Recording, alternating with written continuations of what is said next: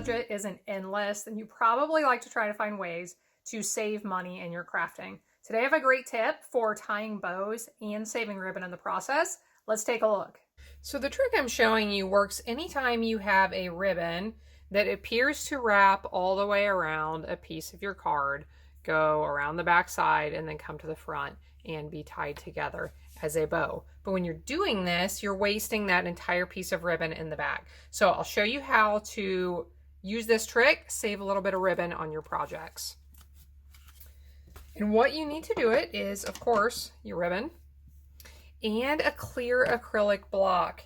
Now for this sample right here, the correct size block to use is a Stampin' Up! D block. If you're using other acrylic blocks, you can adjust to the size you need. I'll tell you the width of this one is about 2.5 inches, if that helps you. So what I want to do is lay that ribbon behind my block in the center, and I am going to bring this around and cross it one time in preparation for tying my bow. You do want to make sure that your tails are about the same length here, hopefully. Okay, and now make my loop. Now you're just going to tie your bow right here on top of the block. If you prefer, you can actually make a full knot before tying your bow, which will hold your ribbon in place and keep things from loosening up on you and being a little bit more difficult. Now, if you want some tips for tying a bow, I put together a video of 10 different tips for tying a bow. I think this may actually be one of them in the video, but there are some others that are awesome tricks for how to tie bows easily. So if you struggle with tying bows, I'm going to link you to that video here. You can take a look at it. Okay, so I have my bow created. You can fidget with it, get it looking nice, trim off your tails if you want to. And then what you are going to do is turn this over and trim it in the back.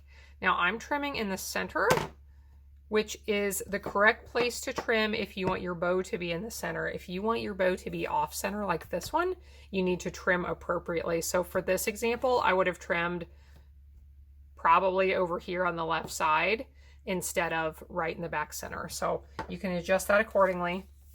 Now all you need to do is, my preferred way of attaching these to my project is with some glue dots. So I attach one glue dot over here, wrap this around, one glue dot over here, wrap it around, and I have the appearance of a full bow, but I have saved some ribbon in the process. So hope this helps you. If you like card making hacks, tips and tricks, I have lots to share. So take a look at my channel. Please give me a like and a thumbs up. Send me a message. Let me know what you'd like to see in some upcoming videos. Hope you have a wonderful day, and I hope you'll be back again next time when I'll be here helping you to hand make with love.